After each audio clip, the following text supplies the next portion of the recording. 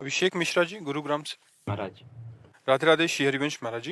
महाराज जी, मेरा प्रश्न है कि संस्कारी और गुणी संतान की इच्छा है, इसके लिए मार्गदर्शन करें, कैसे हम क्या। कुछ समय तक ब्रह्मचर्य रहिए, नाम जप कीजिए, मतलब कुछ समय तक तो ब्रह्मचर्य एकत्रित कीजिए, परिपक्व कीजिए उसे, और फिर भगवान का चिंतन करते हुए एकादशी, द्वादशी, नौ दुर्गा, जन्माष्टमी, रामनवमी, जो पवित्र उत्सव है, शिवरात्रि, इनसे बचिए।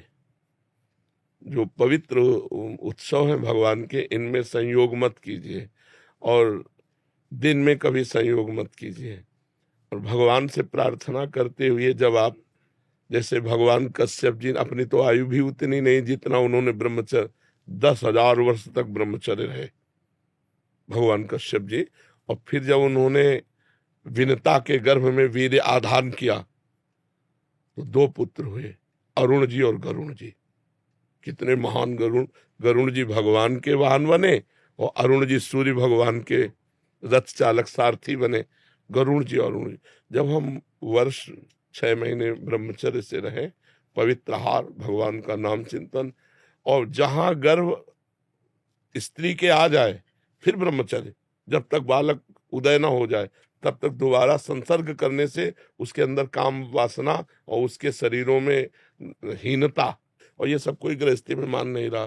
तो ब्रह्मचर्य रहकर आधान कीजिए, और जब आधान हो जाए, गर्भ रह जाए, तब ब्रह्मचर्य का पालन कीजिए। फिर वो माता पवित्र आहार करे और भगवान की रोज कथा सुने और रोज नाम जप करे, भगवान की आराधना करे, तो निश्चित संस्कारी पुत्र पैदा होगा।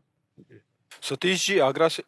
जी महाराज जी, राधे राधे। राधे राधे आदरणीय गुरु जी, आपके चरणों में कोटि कोटि प्रणाम। गुरु जी, जब से समझदार हुआ हूँ तब से लोगों की मदद कर रहा हूँ। मैंने जिन लोगों की मदद की उनमें से ज्यादातर लोग मेरे साथ गलत ही करते हैं, धोखा ही देते हैं। महाराज जी, अच्छी बात है, अच्छी बात है। हमने अच्छा किया, हमारा अच्छा तो भगवान की बैंक में जमा हो गया। तुमने हमारे साथ बुरा किया, वो हमारा कोई प्रारब्ध होगा, हमारा निकल गया, हमें कोई परेशानी नहीं। महाराज जी, आगे के लिए मार्गदर्शन करें कि हमें क्या करना चाहिए। अच्छा ही करना चाहिए, बुरा सहना चाहिए। दूसरे के द्वारा किया हुआ बुरा हमें सहना है, हमारे द्वारा दूसरे का बुरा ना हो, ये हमें ध्यान रखना है।